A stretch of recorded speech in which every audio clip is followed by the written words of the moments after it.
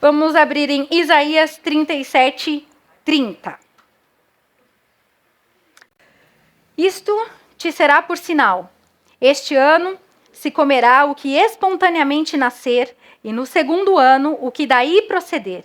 Mas no terceiro ano, porém, semeai e colhei, plantai vinhas e comei os seus frutos. Podem se sentar. Então, eu nunca tinha relacionado esse texto da maneira como o curso de casais relacionou. E ele veio bem na semana que eu estava orando e falando para Deus, como que a gente vai organizar a igreja para saber quando que pode entrar no ministério, que curso que a pessoa tem que fazer, o que ela tem que conhecer, como que tem que fazer, como que faz para ser membro, como que eu vou organizar isso, Deus? Porque assim, na empresa a gente tem jornada do conhecimento, você tem que fazer lá a integração e tudo, mas e na igreja? Aí Deus pegou e me deu essa aula que tá grifada, tá vendo? É isso, então vamos lá. A primeira estação. O que é a primeira estação? O começo na vida cristã. Comemos o que nasce espontaneamente. É uma estação enfocada em nós mesmos, em que nosso objetivo é receber alimento espiritual. Como acontece com um neném recém-nascido, Deus espera que outros cuidem de nós e nos alimentem com a palavra. Recebemos o que nos aparece pela frente, sem nos esforçarmos muito para buscar alimentos mais específicos. Por quê? Não tenho como colocar uma pessoa numa sala escura e falar, procura aí o que eu perdi. Ela não sabe o que eu perdi e nem está enxergando nada. É o recém-convertido. Ele acabou de chegar, ele não sabe o que é certo, o que é errado, ele está acostumado com a cultura do mundo para os que não nasceram na igreja. Então, para ele é tudo muito confuso. A gente até conversou já isso aqui. A gente usa expressões que o pessoal, coitado, não entende. Ah, é bênção. Só Jeová na terra. Sangue de Cristo. A pessoa não entende, é comum para nós. O crente, ele tem um linguajar. Você pode ver, você está no mercado, alguém solta uma expressão, você fala, é crente, certeza. Por quê? Porque é comum para nós, né? É como se você vai para a Bahia, eles têm um dialeto. Mais de um. Você vai para o Sul também. Cada um tem, eles têm expressões, né? Que a gente aqui em São Paulo não tem. É a mesma coisa. Quando você é crente, você tem expressões de onde você pertence. Somos cidadãos de onde? Do reino dos céus. Então, a gente tem expressões do reino de onde a gente pertence. E não daqui da terra. Quando você vê um crente usando expressões do mundo, você fala, é crente? Será que é crente? Acho que não é não, você viu o jeito que falou? Porque a gente sabe que não é o nosso dialeto. Então é assim que acontece com o novo convertido. Algumas músicas eu começo a traduzir, porque eu penso nas pessoas novas. Eu penso na Ju, por exemplo. Eu tô cantando, eu olho na Ju e falo, meu Deus, coitada. Como que ela vai entender isso aqui? Aí eu olho a letra e falo, Jesus amado, ela tinha que saber Gênesis, Apocalipse e ela acabou de chegar. Como que ela vai entender isso? Por isso que eu traduzo, né? Porque eu tô mais próxima da Ju, mas pode ter gente aqui que também não conhece. E aí agradeçam a Ju, que eu estou traduzindo, a hora que eu olho para ela, eu falo, nossa, preciso explicar aqui, porque senão a pessoa não vai entender. E Deus já tinha falado, comece a explicar os louvores, porque às vezes a gente está achando que a igreja não entra em adoração porque está pensando em outra coisa, e o coitado do irmão está lá se debatendo para entender o que nós estamos cantando, não relacionou com nada. Por quê? Porque não tem o conhecimento. Né? Então a gente precisa estar atento a isso. Se você sentar com alguém novo do seu lado, que você souber que é novo convertido, dá uma traduzida. Ah, isso aí é por causa da passagem de tal a tal. Depois eu te explico. Acabou o culto, explica para o irmão. Para ele ir se situando, né? Porque agora ele também faz parte, ele também é um cidadão do céu. Então, quando o novo convertido chega, ele não vai dar aula, ele não vai participar de ministério, ele não vai fazer nada. Ele vai o quê? Comer.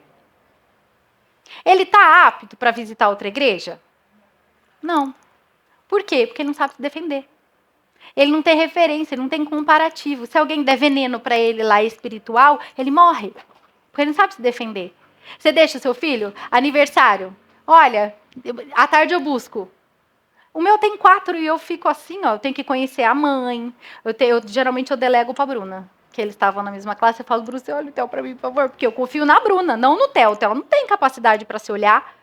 Mas a Bruna tem capacidade para olhar ele. É uma pessoa que eu confio. Então, É a mesma coisa com o novo convertido, ele é um nenê. Ele não pode assistir qualquer coisa. Ele não... Ah, nossa, mas é proibido? Não, não é. Mas fale para ele, olha, tudo que você assistir, me fala, que eu vou te ajudar. Isso não é obrigação só do pastor, porque às vezes o membro tem mais liberdade com o amiguinho que senta do lado do que chegar no pastor e ficar perguntando tudo. Então isso é nós como ovelha, que temos que cuidar dos novos, né? Instruir, olha, então... Não vou falar o nome que está gravando, mas é um pastor muito bênção, que inclusive eu aprendi a ouvir, ele tinha um programa de TV, eu aprendi a ouvir ele com a minha mãe, a gente morava em São Paulo. Eu estou morando em Campinas há 23 anos, então foi anteontem. E aí chamaram ele caiu feio e não se arrependeu e desviou completamente da palavra. E aí o povo do mundo estava querendo justificar na Bíblia o que a Bíblia condena. Chamaram quem? Chamaram ele. E aí o Thiago comentou comigo, eu falei, chamaram justo ele. Se eu venho um novo convertido falar isso para mim, eu falo, ele está fora da palavra. Nossa, mas é pastor. Sim, cada um se dá o título que quiser, só precisa saber se a unção está sobre ele. Se ele estiver fora da palavra, pode se assegurar que ele pode até ter recebido em algum momento a unção de Deus, mas ele está completamente fora, porque Deus não vai contra a palavra dele. Ainda que seja um pastor falando contra a Bíblia. Quem tem mais poder e autoridade, Deus ou o pastor? Deus. Quem escreveu a Bíblia, Deus ou o pastor? Então a gente checa onde? Na Bíblia. E é simples assim. Então a gente precisa cuidar do novo convertido. A segunda estação. Comemos o que daí proceder. Sendo um pouco mais seletivos, começamos a buscar diligentemente, ou seja, com cuidado, ao Senhor a respeito de qual igreja participar, quais ensinos receber. A palavra fala que tem um aprisco para cada ovelha. Por quê? Essa aqui é um aprisco muito especial. Qualquer dia eu vou fazer uma oração repreendendo a palavra que tem. Que é assim, quando minha mãe veio, Deus falou que era uma igreja de dispersos. Aí depois, eu fui ver no dicionário que era disperso, que a minha mãe me cutucou, ela falou, você viu que é disperso? Lembra quando Deus falou que era disperso? Lembro. Vai lá no dicionário ver o que é disperso, menino do céu. Ô, povinho difícil, mas tá repreendido. Essa igreja é uma igreja que entra disperso e depois transforma aqui, ó, Espírito Santo, bênção. E é uma igreja de bênção, não é uma igreja de disperso. Então, é isso, tem sido uma igreja de bênção. Um povo que entra nos projetos impossível, que é impossível, mas o povo compra a ideia e vai. Então é uma igreja de bênção, não é uma igreja de disperso. Pode ser que os dispersos venham, mas aquela porta ali, ó, Deus já transforma e a pessoa vira bênção aqui dentro. Então, Deus tem um aprisco para cada pessoa. Deus não é um Deus sob medida como o mundo coloca. Eu vou definir aqui o que eu quero e Deus se encaixa em mim. Não. Ele é um Deus sob medida no sentido de que ele vai saber falar com você dentro da sua necessidade. Ele vai se comunicar com você da forma que você entende. Ele não se comunica com você da forma que ele se comunica com todas as pessoas. Por isso que a gente fala, busquem o particular, porque é sob medida. Eu estava conversando outro dia com o Eliseu e eu falei, Eliseu, é o seguinte. Ele estava me contando umas coisas que Deus falou para ele. Eu falei, se Deus fala comigo, usando todos esses exemplos de pesca, eu fico na mesma, sem entender nada, porque eu não entendo nada de pesca. Nada. Mas como Deus fala comigo? No que eu entendo. Eu entendo de RH, então Deus fala comigo. Teve uma vez que eu estava indo em todos os compromissos da igreja, eu estava passando mal, estava doente aquele dia, e era de sexta-feira. E eu falei, não, eu preciso ir. A sexta-feira aqui é um mover espiritual e a gente sai quebrado, porque é muita batalha espiritual. E eu estava fraca fisicamente, porque eu estava doente. E eu estava me arrumando e o Thiago falando, fica em casa. Eu falei, não, Thiago, eu preciso ir na sexta. A hora que eu fui colocar a roupa, Deus falou bem audível assim para mim, você não trabalha por hora. Você não recebe por hora trabalhada. Você não recebe por hora trabalhada comigo. Eu parei assim, fiquei pensando. O que Deus estava me dizendo?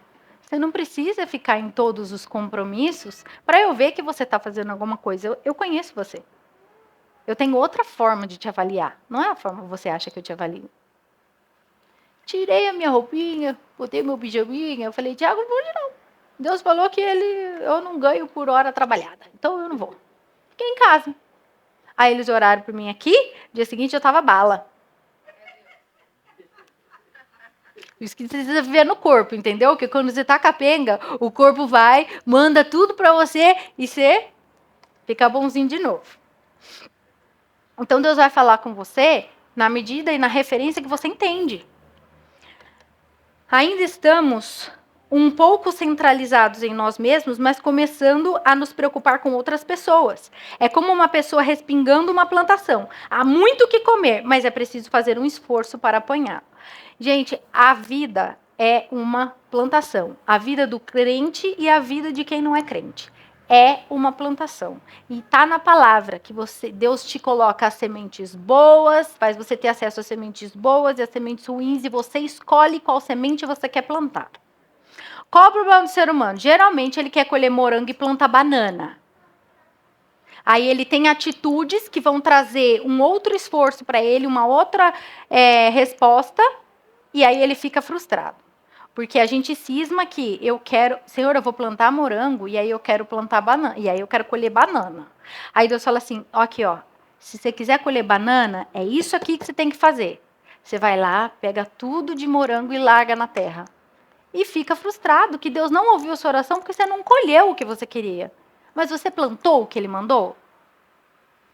Então, se Deus está mandando você fazer algumas coisas, e aí Deus tem uma medida para cada um, faça o que Deus está mandando, senão você não vai colher o que você quer. A gente tem que fazer o que Deus está mandando. E é assim, todo mundo tem que pregar o evangelho. Deus não falou, para os que sentam à direita, não. Deus falou, ide pregar o evangelho. Então, isso é inegociável. Você tem que pregar o evangelho. Como que você prega? Nossa, mas não sei pregar. Você tem que viver o evangelho e falar do que você vive. A pessoa encostou em você, ela fala alguma coisa, se você está em comunhão com Deus, você vai falar alguma coisa. Nossa, minha vida estava assim, eu já passei por isso. Deus tem um domínio tão completo que Ele sempre põe alguém na sua vida que você já viveu alguma coisa. Para você poder falar, não é por acaso, é de propósito mesmo. E aí você pega e prega para a pessoa, mas você tem que estar em comunhão, porque senão você não vai lembrar. Você vai falar, ai, nossa, é verdade, nossa, a vida é difícil mesmo, né? Meu Deus do céu, perdeu a oportunidade de falar de Cristo.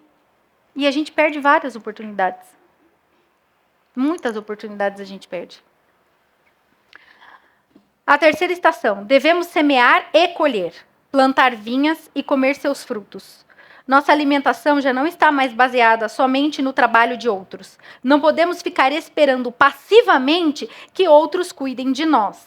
Agora temos que semear e colher para nos alimentar. Se falharmos em reconhecer os requisitos da terceira estação, faremos reclamações assim. Não fui eu que fiz, tá? É o livro, antes que vocês achem que eu estou puxando sardinha para o lado da minha mãe ou de alguém, não fui eu que fiz. Faremos reclamações assim. Este pastor já não está mais me alimentando como fazia antes, está ausente. Ou, o cristianismo está me entediando. Nem o pastor e nem as outras pessoas nos alimentarão da forma que fizeram nas 2 primeiras estações. Porque é hora de você andar sozinho. A gente não pode pular estação. Fazer o novo convertido, vir aqui pregar, porque ele está na papinha ainda. Depois que você chega na vida adulta, você pode viver de papinha? Você pode. Como é que você vai ficar? Doente, fraco, não vai conseguir fazer nada. Por quê? Porque você está ingerindo um alimento que não te sustenta. Então você precisa comer o alimento certo para cada fase. Agora nós mesmos precisamos semear e colher para nos alimentar. Somos ordenados a plantar vinhas, isto é, produzir mais fruto do que podemos consumir, de tal forma que possamos dar aos outros. Como que você faz a sua oração? Porque eu fazia errado. Eu achava que era egoísmo pedir a mais para Deus. O egoísmo é Deus te dar a mais e você guardar para você. Isso é egoísmo. Mas pedir a mais a ponto de você dar é bíblico. Quando o Tiago falou isso para mim, que foi ele que deu essa parte, eu falei, vou mudar minha oração agora. Eu falo, Deus, eu quero ter para transbordar, porque daí eu vou dar. Dica. Deus não vai dar se você esperar transbordar. Primeiro você dá, depois ele começa a transbordar. Uma vez fizeram uma pergunta para mim e para o Tiago. Você acha que Deus falaria para a gente dar algo que não tem para ver o nosso coração? E a gente olhou um para a cara do outro e falamos, acho. Porque a gente tinha vivido naquela semana a experiência de uma pessoa pedir alimento no mercado, alimento para comer, no semáforo. E eu não me condoo. O Tiago, sim, mas eu não. E daí, mas aquela pessoa, o Espírito Santo ficou incomodando para dar. Não falei nada pro Tiago, eu tô lá. Eu e o Espírito Santo. O Tiago parou na porta de casa, olhou para mim e ele fez. Eu acho que a gente tinha que pegar alguma coisa que tem em casa para dar. Eu falei, eu também acho, o Espírito Santo tá me incomodando também para fazer isso. Ele, vamos pegar alguma coisa? Eu falei, não, porque em casa não tem nada. Ele fez, em casa não tem nada? Eu falei, não tem. E também não tem para comprar. Não tem nada porque não tem dinheiro para comprar. Então, assim, aí ele, tava anoitecendo e o rapaz ia embora do semáforo. Aí o Thiago, não, vamos aqui no Pão de Açúcar mesmo? Gente, eu faço compra no Tenda, tá? Só para vocês entenderem o nível de preço da onde eu compro, o nível de preço da onde eu fui comprar. Eu fui comprar no Pão de Açúcar. Ele falou, vamos aqui, porque o rapaz tá aqui. Passamos no semáforo de novo, falou, espera que a gente vai ali comprar um negócio para você e já volta. Aí o rapaz falou, tá bom. Entramos, Thiago, assim, vamos ver o que passa no cartão, né? Peguei todos os produtos das marcas que eu uso. Aí ele tinha criança, peguei bolacha, porque não é porque a pessoa tem necessidade, gente, que a gente tem que garantir o arroz e feijão para ela. A pessoa de necessidade, ela quer roupa bonita também, ela quer maquiagem, ela quer perfume, ela quer desodorante. As crianças não querem saber se a gente está com necessidade, eles querem bolacha, salgadinho. Coisa de criança, eles são crianças. Você não tem dinheiro, papai não tem condição, então você não vai comer bolacha. Você tem que se contentar com arroz e feijão. Agradece a Deus pelo arroz e feijão. Não é assim, gente. A gente está aqui para suprir essas necessidades. Todas as necessidades. No que a gente puder. Fomos. Eu não sei como que eu fiz uma compra de mês e acho que gastei 100 e poucos reais. Não foi 200. Aí o cartão do Thiago passou no crédito. Nós demos. Continuamos sem nada em casa. Eu não sei o que aconteceu. Quando a gente foi fazer a compra do mês, eu comprei coisa que eu não comprava há muito tempo. Comprei sorvete, comprei não sei o quê, comprei não sei o que lá, comprei não sei o que lá, comprei um monte de coisa. Fui lá, paguei e boa. Deus não fica devendo nada para ninguém. Então eu não falo, Deus, quando eu transbordar, eu vou dar. Ele vai falar, vamos testar. Sabe aquele, sede fiel no pouco e no muito te colocarei? Aí você reprova onde? No pouco. Você não chega aí pro muito. Por quê? Você reprovou no pouco. Aí Deus fala, volta lá, faz a prova de novo. Vamos, vou te dar outra oportunidade. Aí você reprova. Fala, Deus, o senhor não está me ouvindo? Me põe no muito ali. Tá bom, vamos lá fazer a prova de novo. Aí você vai, reprova. Aí passa a vida reprovando. Você quer viver no muito? Deus vai começar a te dar oportunidades para você dar no pouco. Dê. Aproveite a oportunidade. Assisti uma pregação outro dia com o Tiago. Ele falou, dízimo é para você repreender o devorador da sua casa. Oferta é para derramar bênçãos do céu na sua vida. Bênçãos financeiras. Está aqui uma pessoa que nunca ofertava na vida. Nunca ofertava. Eu sempre dei o meu dízimo, sempre. Eu só não dou quando eu não recebo nada. Aí não tenho como dar. 10% de nada é nada, então posso até dizer que eu estou dentro. Mas qualquer valor, eu dou dízimo. Sempre dei dízimo. Mas nunca dei oferta. Eu achava que eu tinha que estar no muito para dar oferta. Aí você começa a não entender, Deus começa a falar. Aí você fica, a princípio, com raiva dos irmãos portador do recado. Sabe o rei, quando vinha os portadores de má notícia e matava? A gente tem vontade de fazer isso com alguns irmãos.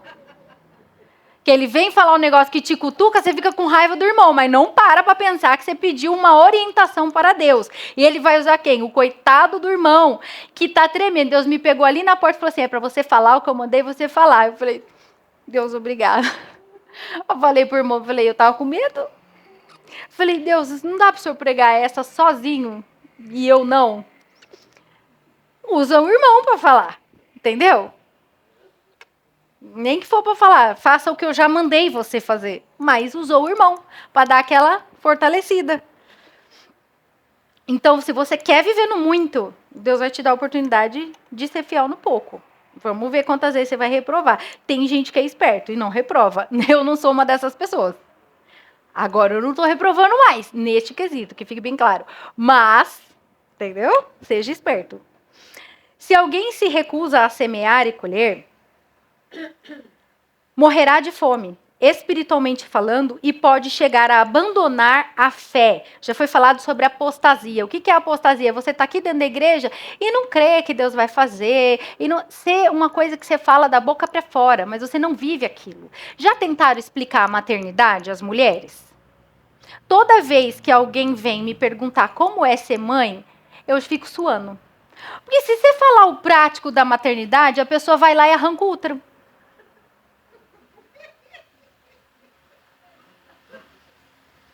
Ela vai, porque assim, é duro, entendeu? A maternidade, padecer no paraíso, você entende quando a criança nasce. Você entende o que é padecer no paraíso.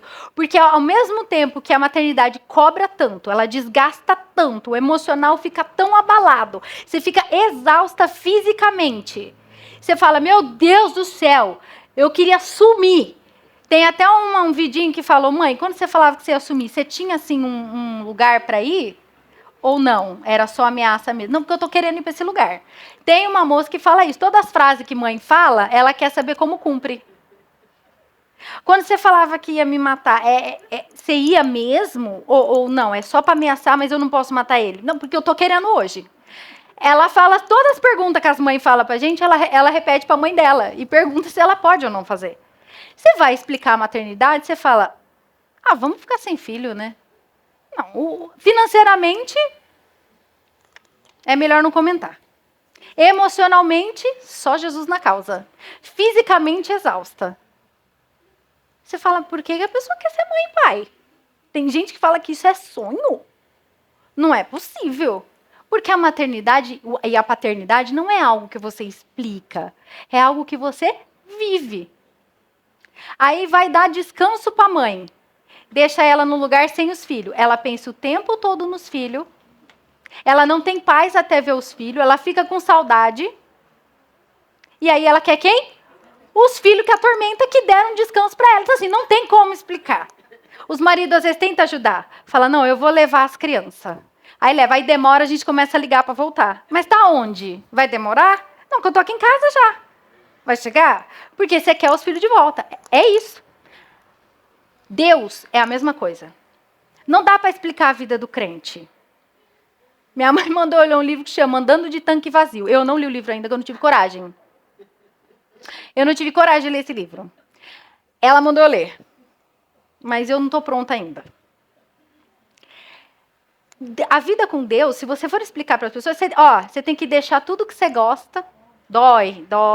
Deus vai mover tudo. Aquilo que você não quer, como diz o Eliseu, Deus é contrário. Você quer um negócio, Deus vai fazer outro. Você quer um caminho, Deus te dá outro. Só que Deus é um negócio que vive. A gente fala para vocês, busca intimidade, porque não dá para explicar. Eu fiquei alguns anos aqui na igreja, porque eu nasci na igreja. Eu fiquei alguns anos na igreja, achando que eu estava nadando de braçada no Rio do Espírito. Eu não tinha nem molhado o pé. Faz 4 anos que eu estou entendendo que eu me converti. E eu tenho ministério desde os 12. Desde os 12 anos eu era responsável pelo culto infantil na minha igreja. Era uma igreja de 500 membros. Tem noção o que eu tinha de criança? Eu tinha 12 anos. Mas eu não tinha comunhão com Deus. Eu tinha atividade com Deus. Eu tinha obrigação com Deus. Eu tinha responsabilidade com Deus. Eu não tinha comunhão.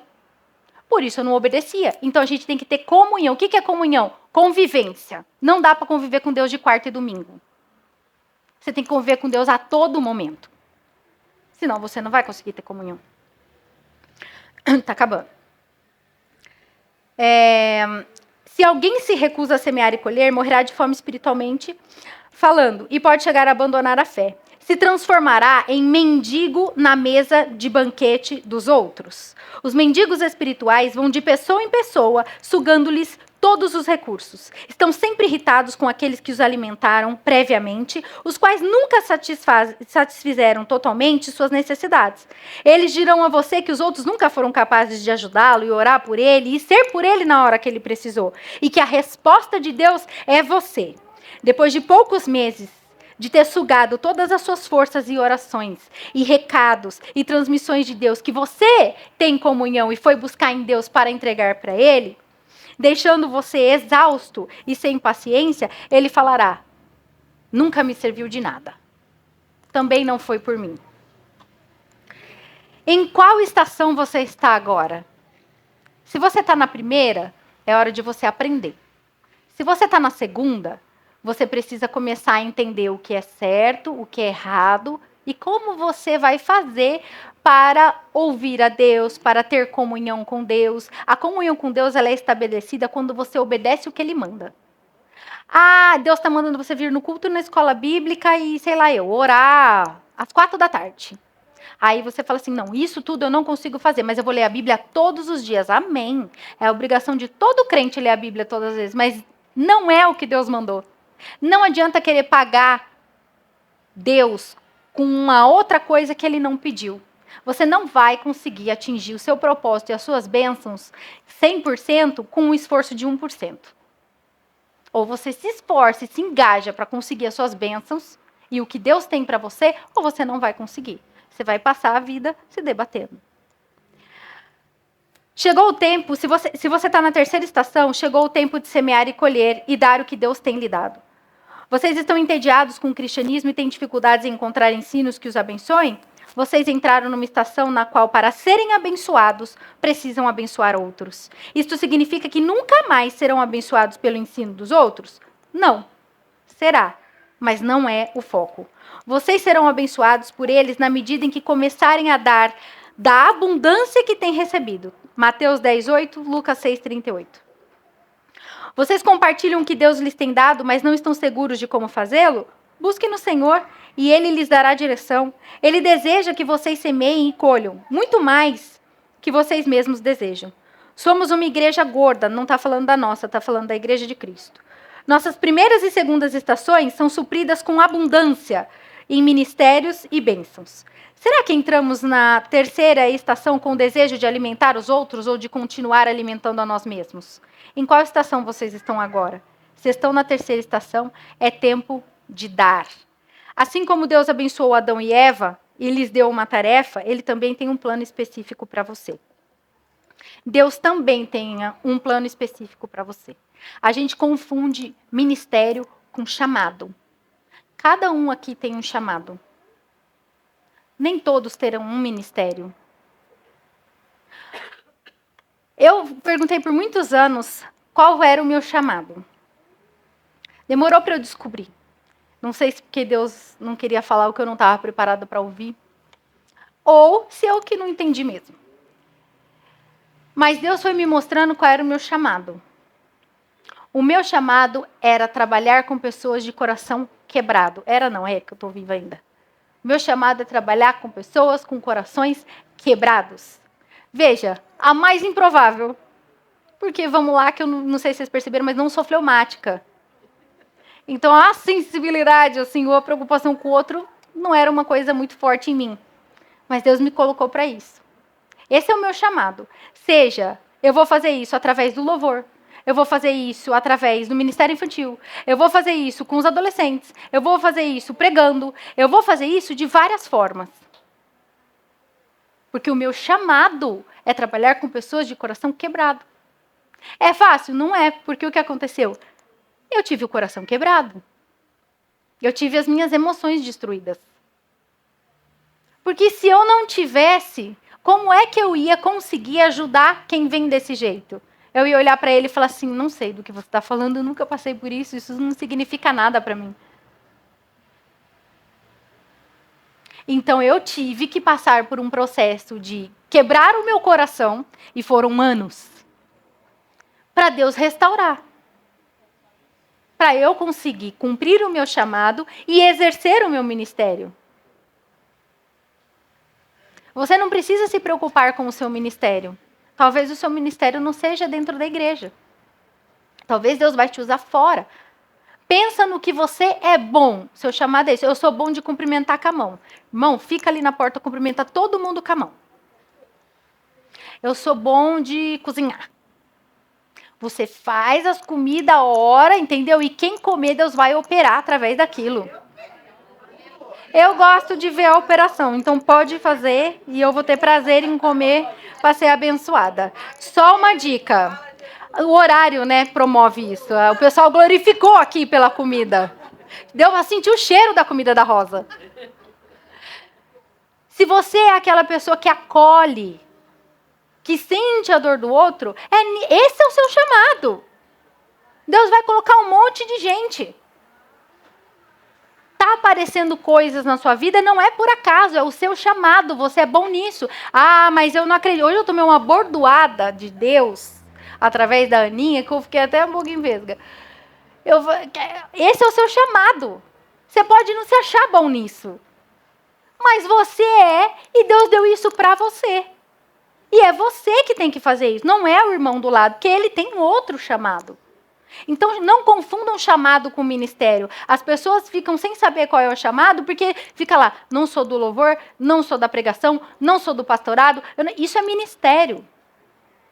Nem todo mundo vai ter ministério, porque são poucos ministérios. Mas todos têm um chamado.